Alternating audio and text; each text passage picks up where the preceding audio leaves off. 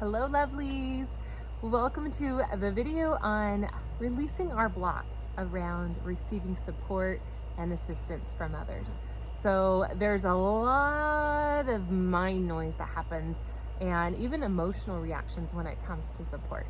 And so first we'll be going through kind of what blocks us the most, and then some tools we can use to start inviting that support we need and how we can actually get what we need versus spinning our wheels or always helping everybody else and not being the one that gets to receive.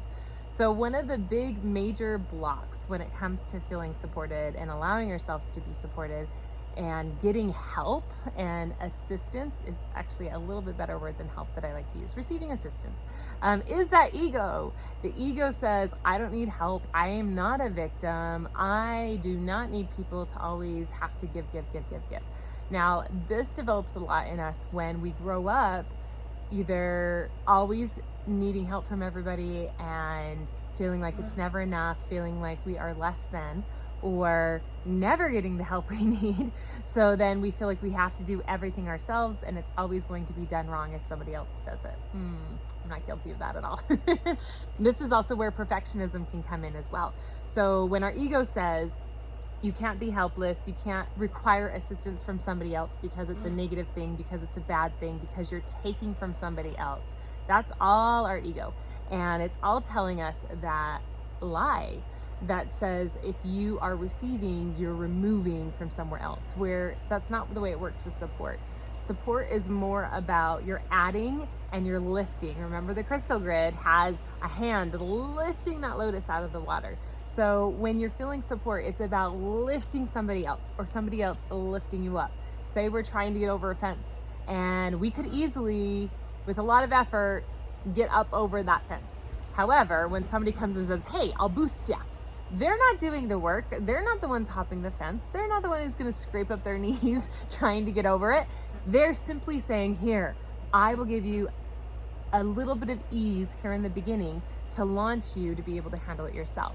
So when you envision yourself receiving support, envision it as somebody's receiving you a piece to make it easier. You're still doing all the work. You're still moving forward, and you're not expecting them to do it all for you. Now, if you are expecting someone to do it all for you, that's another story. But most likely, if you're watching this, you're not, because you rarely feel support because you give it. Also, it's important when you are the giver of support and you're giving that leg up to not go, okay, here, and now let me put your hands on the ledge. Okay, now let me move you over. Okay, now I'm going to push you over. Okay, now I'm going to send a rope over, because then you're doing all the work and they're merely a puppet. So making sure that you are keeping your healthy boundaries by allowing yourself to simply boost. Am I boosting or am I trying to do it for them? That's a really good question to ask. Another reason that we block ourselves from receiving support is because of control. Lovely control. If we ask for somebody to do something and they don't do it the way we want, or to our expectations, or maybe they don't do it when we want or the way we would have, then we end up doing it ourselves, but then we also have a pile of resentment, right? Or, oh, you did it, but now I have to undo it because you didn't do it the way I wanted, because I didn't communicate how I wanted, or my expectations are higher than your ability. And sometimes they have the physical ability, but they don't have the time availability, right? So when we get into the realm of control, there's this lie that we tell ourselves that nobody else is going to do it as good as we can do it. So then we don't let anybody do it. So then when we go to do it, it's still not as good as we could have done it, or we spend all of the time doing it, and then we don't get to do the things that really matter to us, or we take away from something that was more important. So allowing ourselves to receive support, that boost, that little bit of help, doesn't mean that somebody handles the whole thing, but maybe a piece. So maybe we could be specific, like, oh, help me by making dinner. Okay, well, if they don't know how to make dinner, or they don't know what you're thinking of dinner, or they don't know your food allergies, you can say, hey, can you help me by chopping up some things for a salad and throwing them in a salad? Can you help me by chopping up specifically celery and cucumber and tomato and avocado and putting them with the spinach in the salad? So each one of those is a different scenario, but the more specific you get, the more likely you are to get exactly the support you need and to not have expectations that are too high. And it takes less time to be efficient that way. Another piece that we block ourselves from getting support is because we're too busy giving it. No, I'm going to help you. I don't need your help. You need my help. And that's where we try and avoid the word like help. Because instead, if we say support, assistance, it's not taking away from you at all whatsoever. So asking specifically what you need. Now, one of the rules of thumb that I use when I feel like I want to help somebody, want to give some support, I want to do something, is this a hell yes? Or is this a yes? Or is this a no? So my rule of thumb is if it's not a hell yes, it's a no. If it's a, ooh, I could do that, doesn't mean it's a yes. It means I could do it. Should I do it? It's going to take a lot of effort away, and there's probably somebody else willing and able to. Now, if there is nobody willing and able to, what is in alignment for me to give a boost? So, for example, if somebody says, hey, I need some help, I'm painting my house. Will you help me paint my house? I could say, okay, time-wise, I don't have the time, and it's not a hell yes. Even though it would be really fun, it's going to take like 4 days of work. So how about I assist you by finding a painter, or maybe finding some teenagers who would love to help paint a house and your expectations aren't super high. What can I do to find somebody able that can also help? Sometimes when we do say yes and it's not a hell yes, we're saying yes because it feels like an obligation. So am I saying yes to giving you support because I feel like I have to and I have no choice? Or I have to because I need some validation right now and I want to be that person that you can call at 2 a.m. and runs out and helps you? Or is this a moment where self-care, so I can help more people on a greater scale, is the most highest vibration alignment for me? So asking yourself, if you do feel like you want to say yes, why are you saying yes? Are you saying yes because it's a hell yes? It's going to feed your soul, it's going to help a person, it's going to move things forward? Or are you just saying yes because you're able to and you don't have a reason to say no? If you're only saying yes because you don't have a reason to say no, then your motivation is probably obligation and not joyful support. And that's also why we resist support, because if somebody feels obligated to help us, we don't want anybody to feel obligated. We hate when we are obligated and we have to waste our time and our efforts and our energy and our resources to give to somebody because they can't figure it out themselves. That doesn't feel good. Even though we get a little bit of validation for helping somebody in need, it doesn't feel good. It should feel good. So for example, I love being outside. I love yard work. So if somebody has, hey, I need some help with some of my yard work, can we have a day and rake up all the leaves? Because you can see I get a lot of leaves here in my yard. And yes, and then afterwards we'll make piles and we'll jump in the piles and we'll have some cider. Ooh, I will support you and it will be fun. That's a hell yes, let's do it. Versus, hey, I need my leaves picked up. Can you come over and do it? Oh, all by myself? That doesn't seem like a hell yes fun. Now maybe I can bring some fun people with me, or I can find a way to make sure it matches. But sometimes if we're doing things out of obligation, you're always going to feel depleted afterwards. You're never going to get enough external validation or enough appreciation to feel like it was worth it if you're doing it out of having to, must do. Now, this is when it comes to supporting others. And also receiving support, if we believe that every time somebody supports us, they're doing it out of obligation and have to, we're always going to reject it as well. So the idea is to find the happy medium where we can say, is this a circle support where they're giving me support because they see I need it, they're happy to give it, they're not obligated, they're doing it out of 100% choice so I can receive it. Because what's going to happen is you'll receive that, and then when there's a chance for you to support somebody else in a different way, you're going to be able to show up and do that as well. And then they'll show up and do it the same way, and then they'll show up, and then it circles around, and eventually it gets back to you. It's kind of like the law of karma, right? Everything you send outside in the world comes back with momentum. And it's the same thing when it comes to supporting one another. Now, it is important that we allow ourselves to ask for the support when we need it, and not expecting people to recognize when we need support. That's one of the reasons why we have such a hard time receiving support, is because we don't ask and we assume everybody should know exactly what they need. Like, how many times has something happened to somebody and you said, hey, let me know if you need anything? Well, they probably don't even know what they need. Like, say they had a death of a family member. I have no idea what I need. If I knew, I would tell you, but I don't. I need you to know what I need before I know what I need, because I'm just trying to survive today.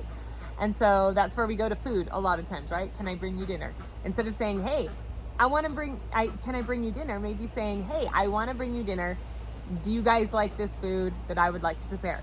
It makes it really easy because they can easily say no, but it also makes it really easy for you to say yes because it's very specific. I would like to specifically support you in this way. Anytime I do events, I am so touched with the events and the retreats that I do because I always get messages from people ahead of time, even people coming and paying me money to come to my retreat that say, hey, I just want to know if there's anything I can do to support you further in this. Do you need help setting up? Do you need help bringing things in? Can I come early? Can I stay late and clean up? What do you need? And it's really powerful because even if I have it all handled, to know that if something unexpected happens, I have a person who will actually show up and do something just out of joy, just out of support, is so powerful. And usually they're the people who have done events themselves and they know how much behind the scenes work comes in and how unexpected things pop up and we don't know what to do. And so that is so valuable. And they're not just giving because of a deficit or because I can't handle it.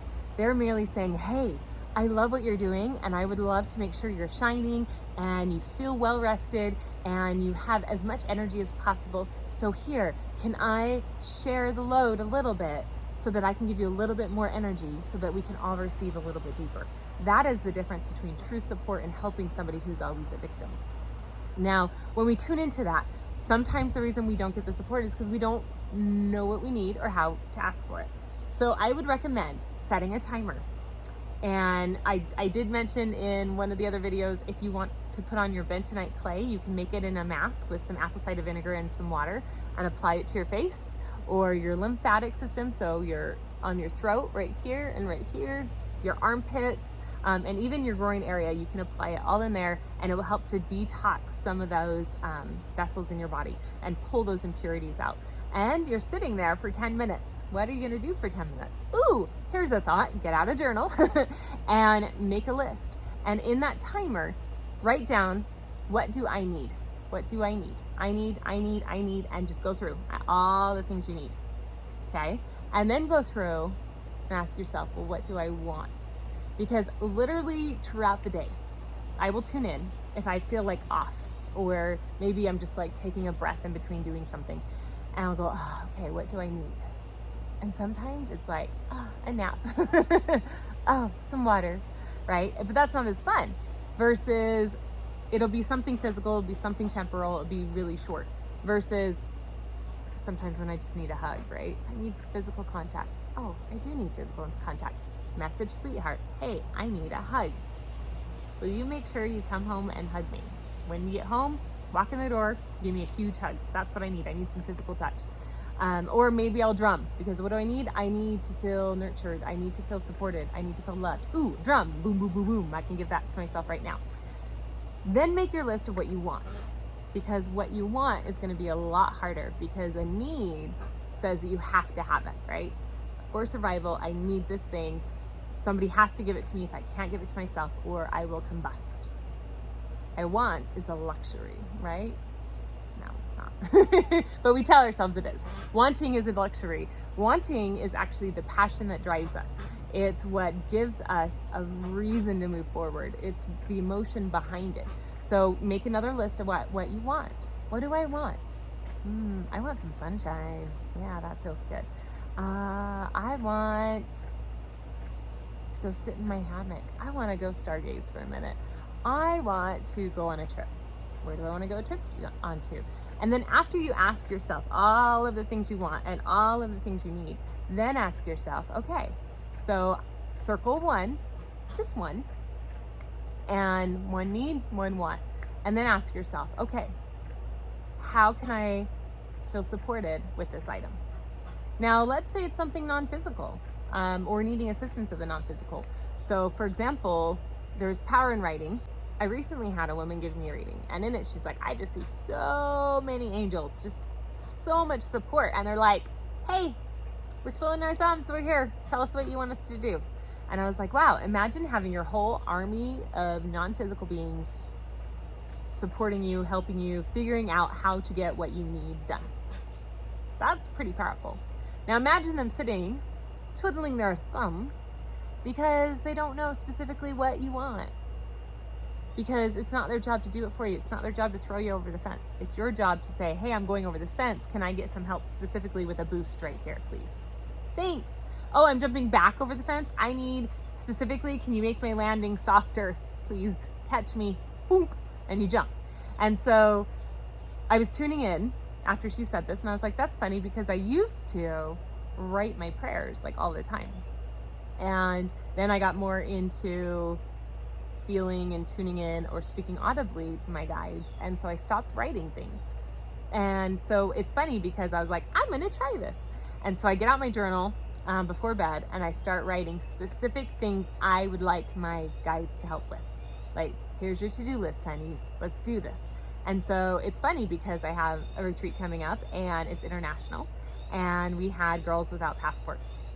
And they were delayed for a very, very long time. And I was starting to get anxious myself because I was like, no, I asked Spirit and they said we'd get it in time. But Holly's human brain really, really loves to know that things are guaranteed and things are working out. And I really love that comfort. And we're coming close to our deadline and we're cutting it really, really close. And so I said, you know what? This is actually a worry in the back of my mind that I didn't realize I'm worried about. So, guides, since you're sitting there twiddling your thumbs, I wrote so-and-so, I'll just say Susie's passport here. Crystal's passport here. That's not their real names. And I went through and I wrote some other things down. Literally the next day, I get a message. One of the girls went up and she checked her status of her passport. Now she's been checking it every single day and it just says processing for months. And bing, it flipped to approved. It's been mailed, it's been received now. And it was that fast. Literally, the other girl was the same day too. Later that day, she looked at hers, approved, and zing, got back. There was a third girl that I told this to, and I said, so we have everybody's passport. And she says, nope, mine's not here. Oops, we have one more. Open my journal. Hey guides, can you go get on this? Ding, hers flips. It's gonna get in the day before she flies out. So imagine if I delayed asking for support when I needed to. What if we didn't get it in time? And sometimes our guides need those specific asks. So whether you're asking a physical person or a non-physical being what you need help with, the important thing is to ask clear, concise, specific. Because if somebody comes to me and say, hey, I have this need, this is specifically what I need, can you help? Now, as another example, there is a powerful women's empowerment group local for me, and they do events all the time. I don't go to most of the events because I'm busy doing my own events and we have a lot on our plates. But I support them and I love them on social media and I share as often as I can. And they said, hey, we have this fundraiser. Let me know if you want to help. And I was like, I don't know what that entails. Sure, I'll help. Yay. And then I was like, I don't know what I'm saying sure to. So I kind of just fizzled out and forgot about it. A month goes by. I get this voice message that says, hey, I'm just following up. You said you wanted to help. I would love it if you would donate something to our raffle. If you have either a session or books or crystals or something you would like to donate that you feel called to, I would love it if you could. If I could pick it up on Friday, that would be great. Let me know. And I was like, oh, it's so easy for me to support you. Yes, here is this thing. It is ready for you. Pick it up anytime. Ding, easy button.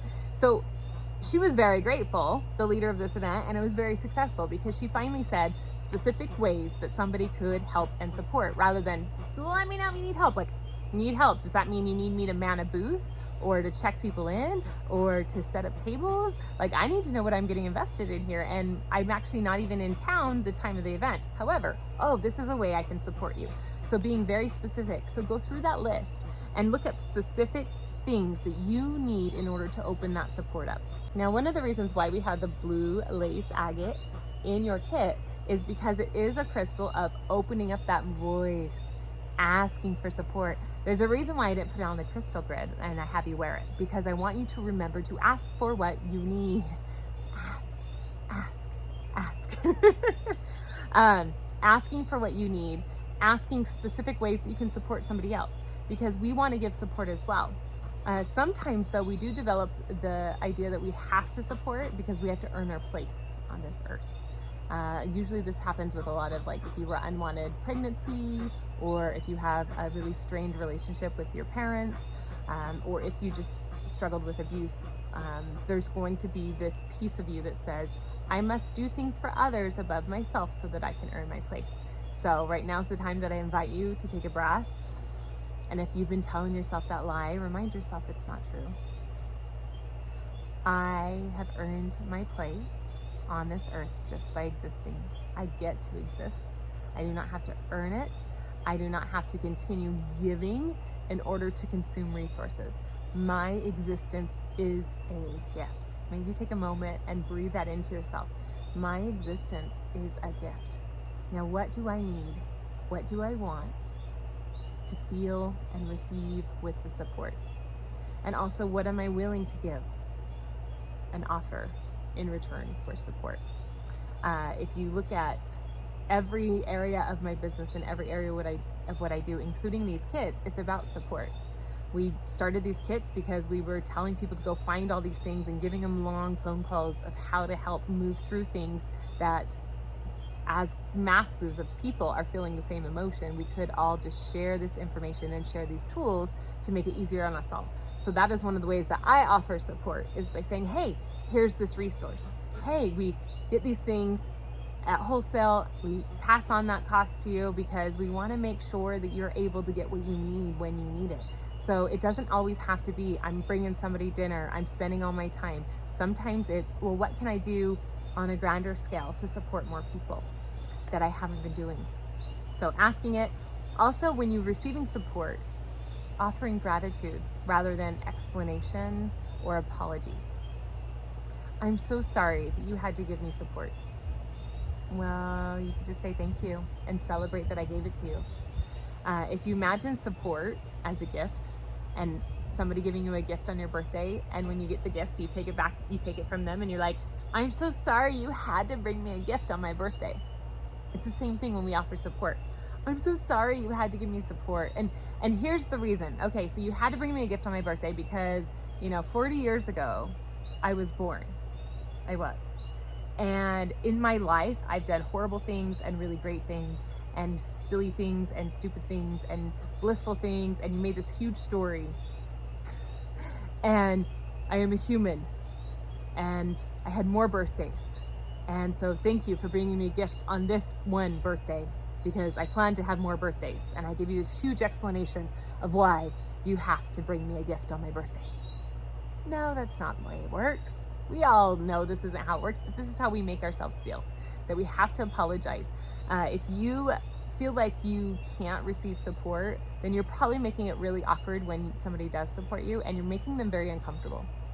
I have had it where I've been so excited to give somebody something and all they did was apologize and apologize and apologize, where I felt icky for helping. And it made me feel bad that I had to help, when really I was excited and happy to share what I had. Oh, I'm making a huge dinner and I'm bringing you a dinner too because I already had tons of food and I don't like it going to waste. Here, it literally was like no effort. Oh my gosh, you're so much better than me and thank you so much for helping me by bringing me food. My life is so hard. And it's like, really, don't make it awkward. Don't make it weird. Just say thank you. Yay, you're welcome. When I need help, you'll give it to me. Thank you. So maybe if this is you, write a note. Don't make it awkward when people give you support. Just say thank you. Offer gratitude. That is the appropriate response. And if it does feel awkward, say thank you anyways, because that's how you get more support that you need. Another thing that we tend to do is we receive support and then we nitpick, right? So, oh, thanks for taking out the trash, but you didn't put a new trash back in. I'm gonna be less likely to take out the trash because now I have sad emotions around it and I'm never good enough. So avoiding the being never good enough. Anything you do is not supported. Also allowing yourself to receive, knowing that by somebody giving something to you, it's not taking away from somebody else. It's also not because you have a deficit. So this whole deficit to support doesn't exist. It's about circulation of energy, circulation of sharing. So instead of saying, thank you for giving so much to me, say, thank you for circulating so much over to me, and I will circulate it back out. Thank you. That's the give back, right?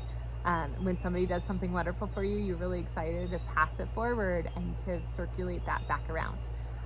It's interesting because I recently was traveling, stopped at a gas station, and they had my favorite, like, I don't normally do sweets, but I'll go through cycles where all of a sudden I'm like doing inner child work and all I want is candy and really, really sweet things. And so one of my cravings is these gummy bears, specific brand. They're gluten-free, they're natural flavors, natural colors. I love them. This gas station had a huge bag, like gigantic, and I was like, ooh, that will last me multiple trips, especially as you're driving, like, you know, you want to snack on things.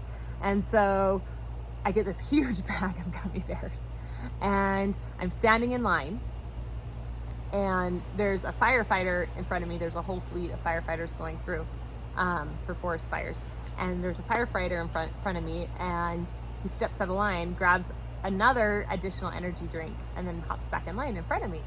Meanwhile, there's a man behind me who says, hey, did that guy just cut in front of you? And I turned around and I said, you know what? He was here and he went to go add to his pile. But considering he's a firefighter and he probably hasn't slept in 2 days, I'm okay that he goes and gets another energy drink. So it's like, here, I'm supporting you in getting what you need, which was really like not a big deal. I didn't even think anything of it. So he's checking out, and then a clerk on the other side of the counter opens up. So I hop out of line and I go over to the other side. I'm like, oh, look, and I give up my spot, and look, another spot's open. Yay, thank you, universe. And that's literally what I thought. The universe is supporting me. Thank you for supporting me as I support other people. And then my card had worn down, so it wasn't reading it on the reader. And I didn't know if it was the machine or my card, but it was like, not taking it, not taking it, not taking it. And I was like, oh, I can run and get my phone, because I didn't have my phone with me. And I can run and get my phone, or we can manually do it. And the lady behind me says, oh honey, don't worry, I'm paying it forward. Enjoy your day. And so I grab my gummy bears and I leave without paying. And I'm kind of laughing because in that moment I went, wait a minute, isn't pay it forward if somebody can't pay, you pay for them? Like, you know, you're in the grocery store, somebody's card's declined, you pay it, you're supporting them, and you tell them pay it forward. I have the ability to pay. I just need another minute to figure out why the system's not working, and trying not to get embarrassed by it, but I really wasn't, because I'm like, but I have the money.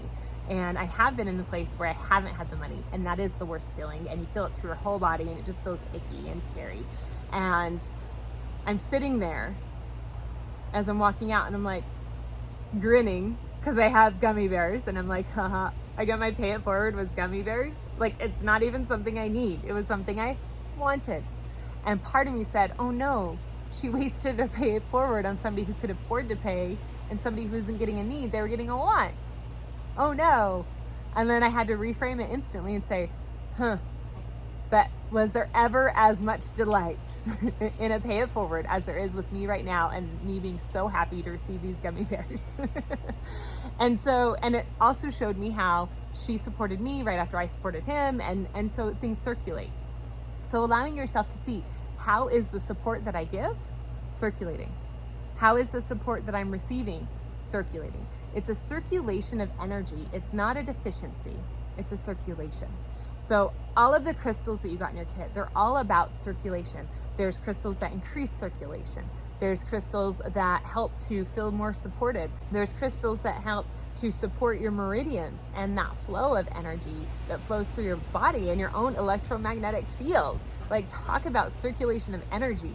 And that's how the support works, is it's circulating and turning the energy that you give into something else.